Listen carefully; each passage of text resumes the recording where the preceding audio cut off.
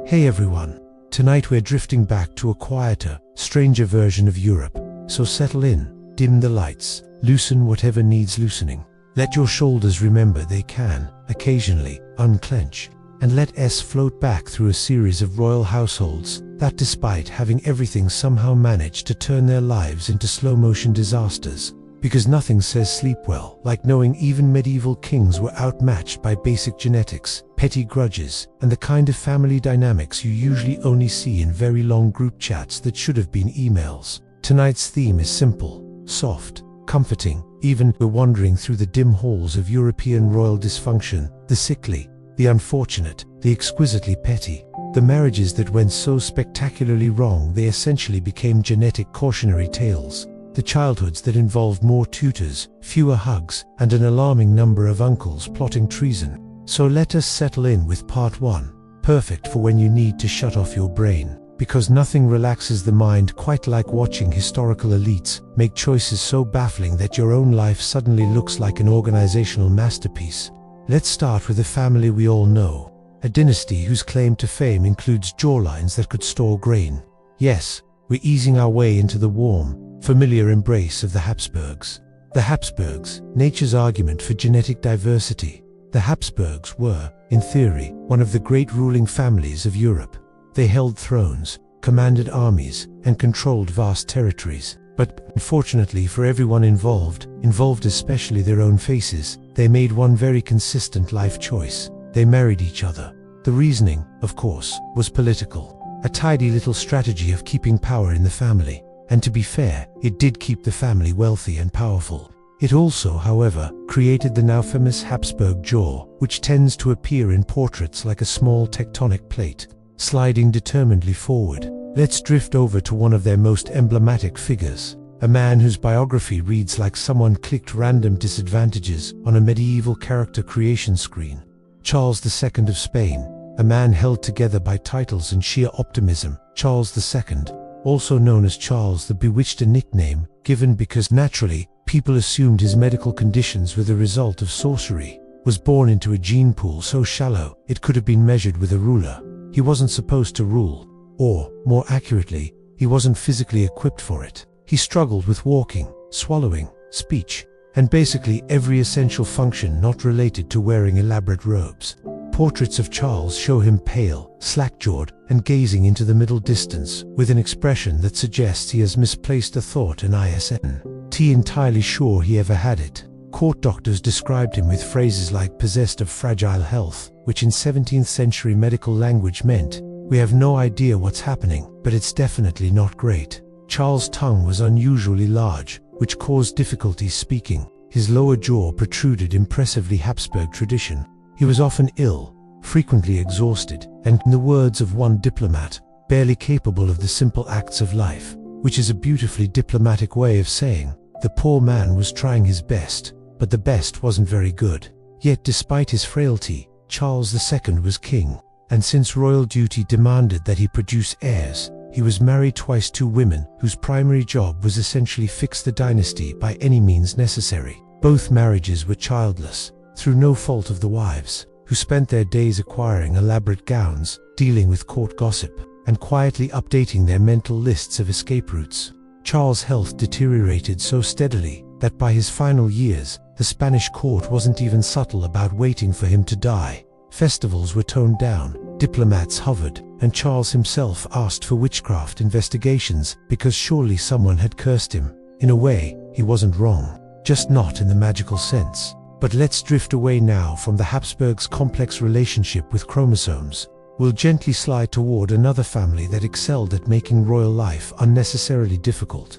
Let's drift, softly, into the world of the Tudors, where every marriage was essentially a high-stakes political experiment that usually ended with someone being beheaded, divorced, or quietly erased from official portraits. Yes, it's time to check in on Henry VIII, a man whose emotional stability was roughly on par with a soggy pastry.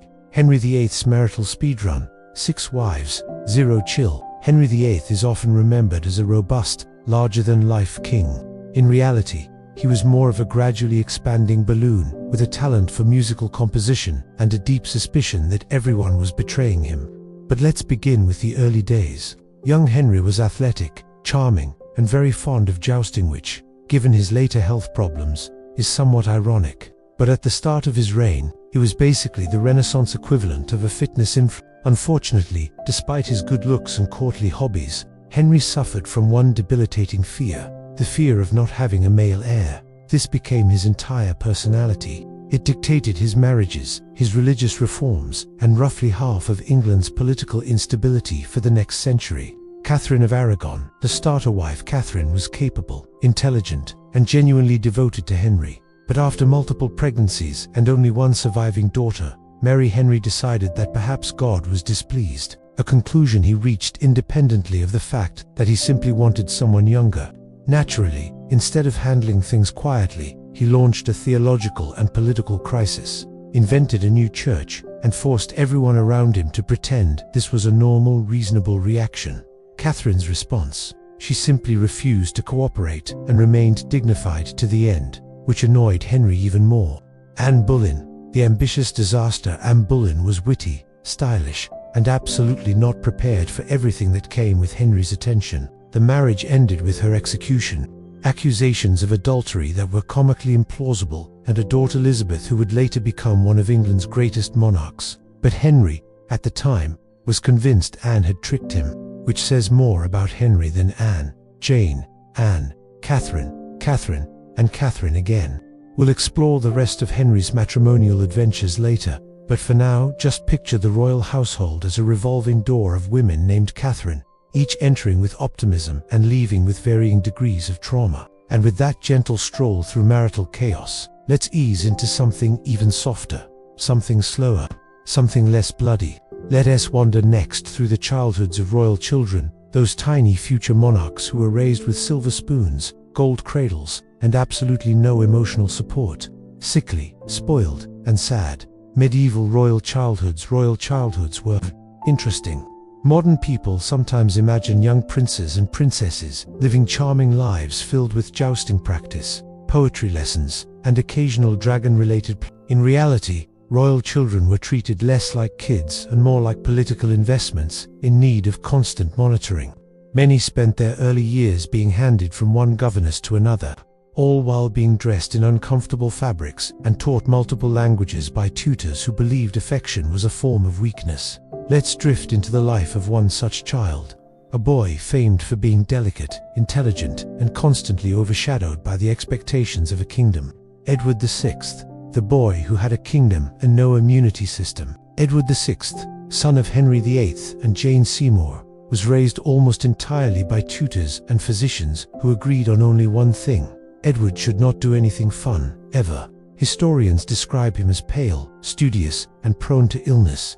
He kept journals filled with observations that read like a thoughtful but slightly bored teenager, forced to document political events instead of normal childhood memories.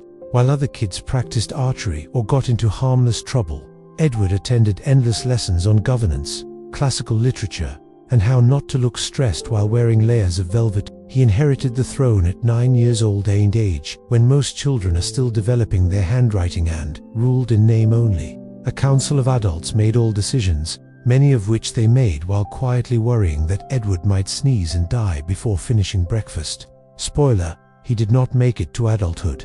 But for now, let's gently back away from the tragic ending and drift toward another royal child whose upbringing was equally strange, though in a slightly more chaotic way.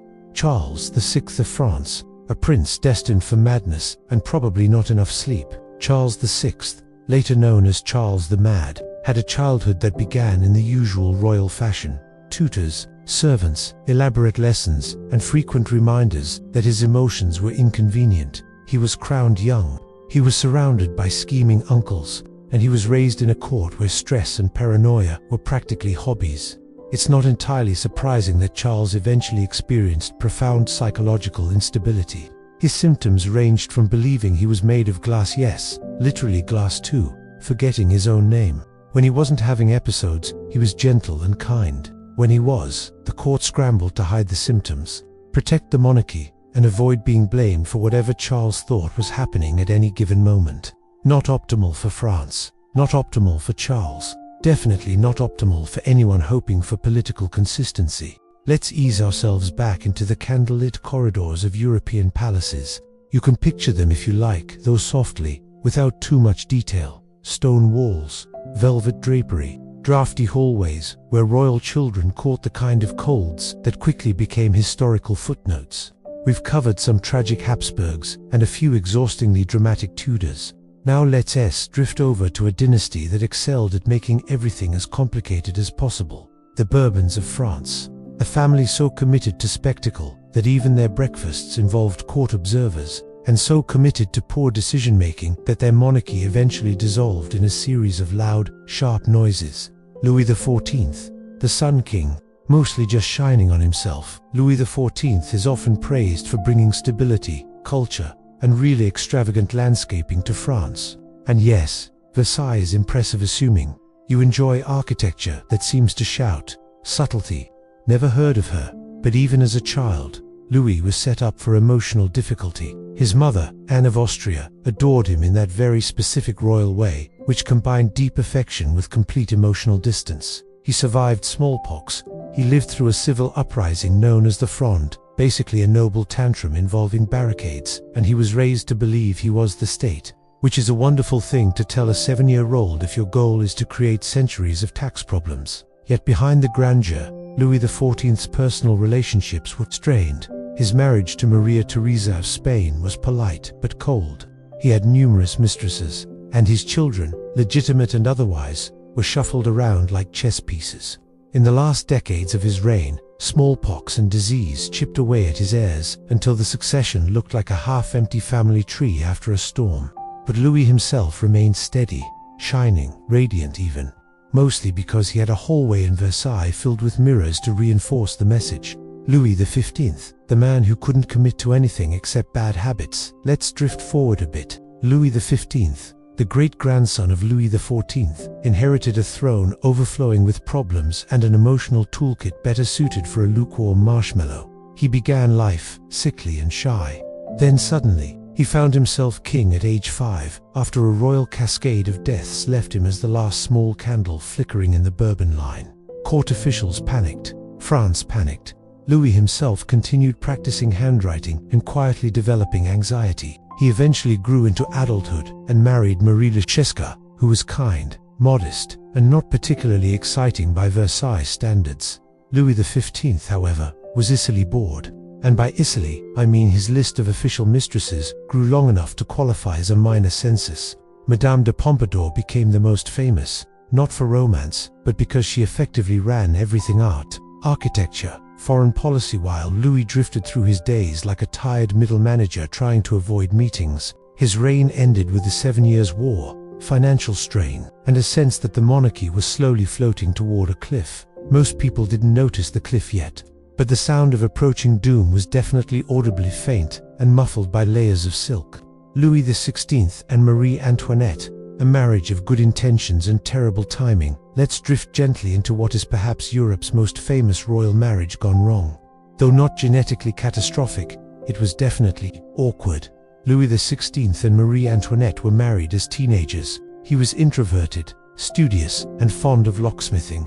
His hobby was making keys. She was sociable, bright, and deeply confused by French etiquette, which required an audience for everything, including getting dressed. Their marriage took years to consummate. This was a problem, because royal marriages existed primarily to create heirs, and when you're a teenage king who gets anxious around people, the pressure of an entire continent watching your romantic progress is unhelpful. Eventually, things worked out. Children arrived, but by then pamphleteers had spread rumors. The public was restless, and the royal couple had become symbols of everything that wasn't working in France. Louis tried to reform things, but gently, too gently.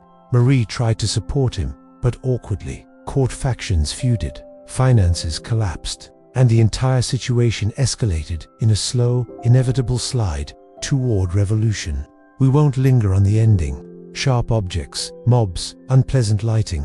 Instead, let's drift awake, whitely toward a different kingdom entirely. A smaller one this time, a bit colder, a bit more introspective. The curious case of the Romanovs. Elegance, hemophilia, and terrible advisors. Yes, it's time to wander over to Russia. A land of snow, fur-lined robes, and dynastic choices that could best be described as romantic in theory, medically disastrous in practice. Nicholas II, a gentleman who should never have been in charge. Nicholas II, the last Tsar of Russia, was a devoted husband, a loving father, and utterly unprepared to run an empire the size of a small moon. He inherited the throne reluctantly. He preferred quiet evenings, long walks, and family time. Unfortunately, Russia in the early 20th century did not need a gentle introvert. It needed someone who wasn't afraid of constitutional reform, labor strikes, or, basic crisis management. Nicholas's emotional world revolved around Alexandra, his wife, who was equally devoted but consumed by anxiety, especially after their only son, Alexia, was born with hemophilia. And here's where genetics steps in again. Hemophilia was passed through Alexandra's bloodline, specifically from Queen Victoria of the United Kingdom, whose descendants quietly distributed the disorder across multiple European royal families like a morbid party favor. Unable to treat the illness properly, the Romanovs turned to mystics and healers. Most famously, Rasputin, who combined spiritual confidence with a beard large enough to qualify as its own ecosystem. Rasputin's influence, real or perceived, damaged the monarchy's reputation. Meanwhile, political tensions rose, revolution brewed, and the Romanovs remained insulated, convinced that faith alone would keep the empire steady. It did not. But again, let's ease away from the darker end of that story. We're here to drift, not to sharpen your adrenaline. Let's drift back west, the petty, the spiteful, and the chronically underwhelming Europe, fortunately for us, is full of royals who were not tragic, not heroic, but simply petty, deeply, almost artistically petty. Let us drift into a small showcase of kings and queens whose grudges could be seen from orbit. William the Conqueror's family, a masterclass in dysfunction. William I, the famed conqueror of England, had many children, and somehow, every single one of them grew up with enough unresolved issues to fill a Norman cathedral. His sons Robert, William Rufus, and Henry fought each other so frequently that chroniclers basically stopped trying to keep track. Robert felt ignored. William Rufus felt entitled. Henry felt that both of his older brothers were idiots and that he should rule instead. This sibling rivalry produced one accidental shooting during a hunt, likely not accidental, one burning of a major city, at least 3 attempted coups, and enough family drama to qualify as medieval reality television. Let's float on. Queen Isabella of France, the she-wolf, with a low tolerance for nonsense, married to Edward II of England. Isabella found herself saddled with a king more interested in his male favorites than his queen. This annoyed the barons. It annoyed Isabella. It probably annoyed the palace servants. Eventually, Isabella teamed up with her lover, invaded England, overthrew her husband, and installed her teenage son on the throne. Subtle? No. Effective? Absolutely. Edward II was quietly removed from the political picture. Isabella ruled as regent, and the barons had to admit, however grudgingly, that she handled things with remarkable efficiency. Philip IV of France, attractive, ruthless, and very bad at financial planning. Philip IV, despite being known as Philip the Fair, was mostly fair in complexion, not personality. He famously arrested the Knights Templar because he owed them money and did not feel like repaying it. He bullied popes. He manipulated legal courts. He frequently frowned in portraits with the intensity of a man trying to remember where he put his tax reforms. His children Louis X, Philip V, and Charles IV continued his legacy of mismanagement so effectively that they collapsed the Capetian dynasty entirely. Nicely done. Settle back in. Maybe shift your pillow a little. We're redrifting now into the world of royal matchmaking, the medieval equivalent of those dating apps where you can filter by must-have land, and no, seriously, must-have land. These marriages were arranged to unite kingdoms, secure alliances, and, occasionally, prevent inconvenient wars. Unfortunately, they also united gene pools that really needed a break from each other. Let's glide into a few unions that looked politically brilliant on parchment, and then slowly unraveled into medical, emotional, or general aristocratic chaos. The Habsburgs again, because they truly earned their own section. You didn't think we were done with them, did you? Of course not. The Habsburg family tree loops back on itself like a medieval Ouroboros. Philip I the Handsome and Joanna the Mad Philip I of Castile was famously attractive by 16th century standards, which generally meant he owned a comb and did not smell like a battlefield. Joanna of Castile, later known somewhat unfairly as La Loca, fell deeply in love with him. Philip enjoyed the attention at first, then he didn't. Then he cheated on her. Then he did it again. Joanna reacted badly, which, reasonable. Court officials eventually used her grief, trauma, and stress to declare her mentally unstable. Philip, unfortunately, died young after a sudden illness, and Joanna, now emotionally shattered, was kept in confinement for decades. The marriage produced children, including Charles V, Holy Roman Emperor, carrying a little more of that genetic Habsburg signature, like the jawline, and the temperament, and the moodiness that made every court in Europe slightly nervous. The Avis-Beaufort Union, Portugal's quietly chaotic line, let's drift to Portugal now, soft as a tide. The Avis dynasty had its fair share of tragedies, but the marriage of John II of Portugal and Eleanor of Viseu produced one of the most genetically unlucky heirs in European history, Prince Afonso, the carefully raised, tragically fragile hope. Afonso was the only legitimate son of John II. He was adored, sheltered, and groomed for kingship, but he was physically delicate, constantly monitored by physicians who delivered advice like, maybe don't let him move too quickly, and then disaster. A young horse threw him during a ride. One accident, one moment, and with the prince gone, the entire succession collapsed. This wasn't genetic misfortune in the dramatic Habsburg sense, just the usual royal combination of fragile health and a world without safety equipment. It devastated John II, who reportedly never recovered emotionally. The Stuart-Tudor genetic cocktail, a complex recipe. Now let's drift toward Scotland and England, where the Stuarts were known for being charming, dramatic, and possessed of a family line that occasionally produced some interesting medical results. Mary, Queen of Scots, and Lord Darnley, attractive disaster meets attractive disaster. This marriage looked promising on paper. Two tall, beautiful royals with shared Tudor bloodlines. Unfortunately, they also shared the Tudor tendency toward awful decision-making. Darnley was handsome. He was also petulant, manipulative, and deeply insecure. Mary was intelligent, politically ambitious, and used to being adored. They clashed, dramatically. Darnley demanded power. Mary refused. Darnley joined conspirators, murdered her secretary in front of her while she was pregnant, then acted confused when Mary was not thrilled. The marriage ended with Darnley being found dead in a garden under extremely suspicious circumstances. The house he slept in had exploded. He had somehow escaped the explosion, then died in the garden anyway. Not subtle, not elegant, very Stuart. This marriage produced one son, James VI, and I, who inherited the thrones of both Scotland and England, and also a grab bag of family neuroses, the Trastamara dynasty, where siblings married and everyone suffered. Let's drift south into medieval Spain, where the Trastamaras ruled Castile with a combination of ambition, internal conflict, and a genetic strategy, best described as let us keep it in the family. What's the worst that could happen? Henry IV, the Impotent, yes. That was his actual nickname. Imagine living in the 15th century, and even then people decided, yes, this is the most defining characteristic. Historians still debate whether Henry actually had reproductive issues, or whether political factions simply used the claim to undermine him. Either way, it caused marital chaos. His daughter, Joanna la Beltranea, was rumored to be illegitimate, kicking off a succession war that only ended when Isabellius, that Isabella, future sponsor of Columbus, took the throne. Genetically, this era was a mess. Medically, even worse. Politically, Spain was basically a group chat where everyone was angry and no one wanted to leave.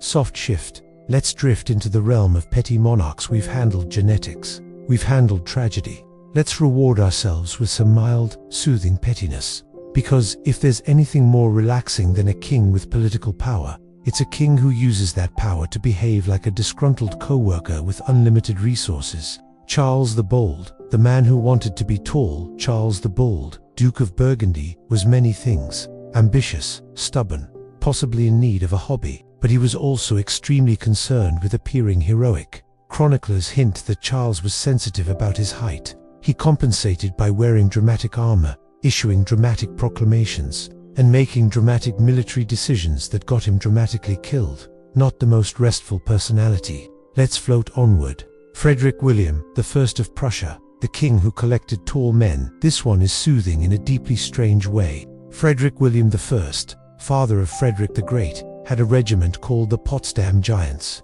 He filled it exclusively with very tall soldiers. Very tall, as in 6'5" inches, and above which was essentially a mythical height in the 18th century. He bought tall men from other kingdoms. He kidnapped a few. He encouraged tall couples to marry, hoping for tall children. He painted them in portraits. He watched them drill. It was his passion project.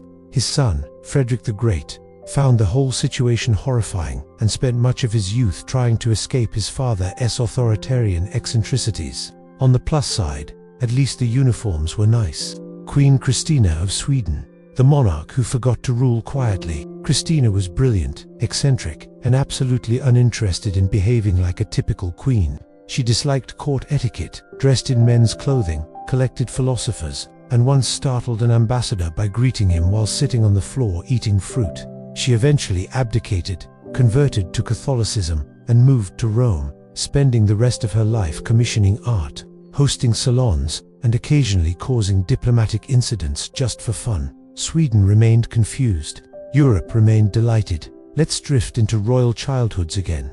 But even stranger, we've touched on sickly princes and overeducated heirs, but there are a few childhoods in European history that deserve special mention, not because they were tragic, but because they were just odd. Softly, let's wander into them. Peter the Great, childhood of trauma. Adulthood of tall energy. Peter the Great of Russia had a childhood divided between two worlds. Quiet, scholarly lessons, witnessing violent palace coups, including one where members of the Streltsy elite guards murdered his associates in front of him. This creates an interesting personality cocktail.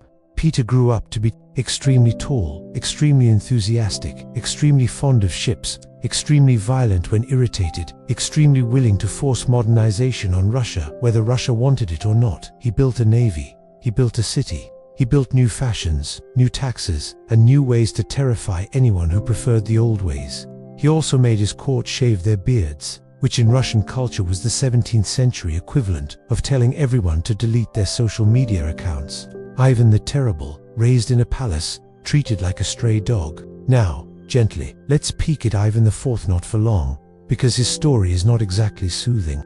After his father died, boy Ivan was left in the care of noble families who decided the best way to control a child was to neglect and frighten him. He grew up abused, unsupervised, and increasingly unstable. Ivan spent his adolescence hurting animals, terrorizing servants, plotting revenge, practicing the art of glowering. Later, as Tsar, he developed a reputation that earned him the nickname we all know. Not Ivan the somewhat inconvenient, not Ivan the occasionally moody. Terrible was the word they landed on. We'll drift away from him before the mood gets too sharp. Settle deeper into the blankets. Let your eyes get a little heavier. We're gliding now into one of the most unintentionally chaotic aspects of monarchy, parenting. Because, as it turns out, giving a child tutors, palaces, and a crown does not guarantee emotional stability.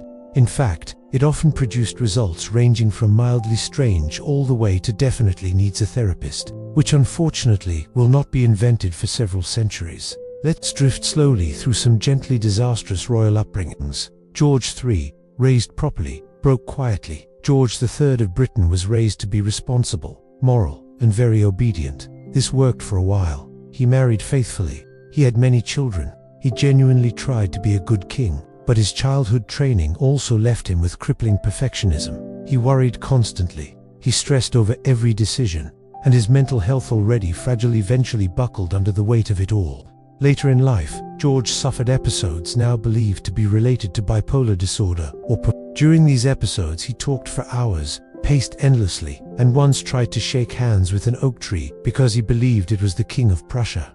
It's gently tragic, really. A man raised to carry a nation who never learned how to care for himself. But let's drift onward, soft as fog. Louis XIII, a prince raised for obedience, and almost nothing else. Before the famous Louis XIV came his father, Louis XIII, a man so controlled during childhood that he grew up emotionally stunted in ways that were both sad and mildly predictable. He was taught not to show affection, not to ask questions, not to think independently, just to obey.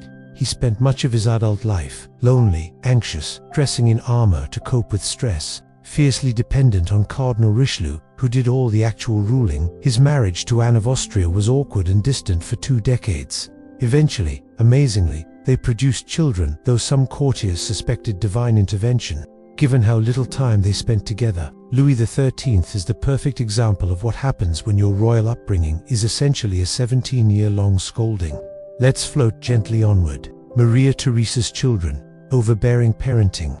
Now with more Empress Maria Theresa of Austria had 16 children. 16, she loved them deeply, and also micromanaged their lives so thoroughly that modern HR departments would weep at her efficiency. Her second oldest daughter, Marie Antoinette, was raised in a palace that was part kindergarten, part diplomatic factory, lessons, inspections, endless reminders to act like a Habsburg, which given the family reputation, was not always reassuring. Maria Theresa scheduled her children's marriages the way most people schedule dentist appointments: briefly, efficiently, and with a strong desire to get the whole thing over with. Her daughter, Maria Carolina, once described the family dynamic as love, but also strategy, which is relatable, but not comforting. Let us drift now into the quiet tragedy of rulers who simply weren't built for the job. People who would have been much happier as scholars, gardeners, or moderately paid accountants, but instead became monarchs because lineage, unfortunately, doesn't care about personality type. Richard II of England, sensitive soul, terrible timing. Richard II was artistic, refined, and fond of elaborate clothing. He was also placed on the throne as a child during one of England's most volatile periods. He loved poetry. He loved pageantry. He loved the idea of being a cultured king. The problem was, England did not love those things. Richard struggled with baronial uprisings, peasant revolts, relatives with ambitions, his own inability to understand why people disliked being taxed. He wasn't cruel by nature, just astonishingly bad at reading the room. Eventually he was deposed, quietly imprisoned, and gently removed from the royal storyline. Let's float on. Charles, I of England. I experiencing difficulties adjusting to reality. The King. Charles I was shy, dignified, devout, and completely unequipped for political compromise. He believed deeply in the divine right of kings. Unfortunately, Parliament believed deeply in the divine right of Parliament. This disagreement escalated, slowly, politely, then extremely not politely. Charles wasn't a villain so much as a man convinced he was always correct. Not ideal for negotiations, or ruling a kingdom, or dealing with people in general. His story ends with a platform, a cold morning, and a very famous sigh. We won't linger on it. Instead, we'll drift across the channel. Christian VII of Denmark, a king who just wanted peace and possibly a nap. Christian VII became king at 17. He suffered from what historians now think was schizophrenia, exacerbated by a childhood lacking structure, affection, or any recognition of his needs. He struggled with hallucinations and anxiety. He developed compulsive behaviors. He was terrified of responsibility. Eventually, the real ruling power shifted to his physician, Strunzi, an Enlightenment-minded doctor who essentially took over the government, while also conducting an affair with the Queen. This ended with a coup, an execution, Christian retreating further into psychological isolation, softly tragic, softly confusing, a very Danish kind of melancholy.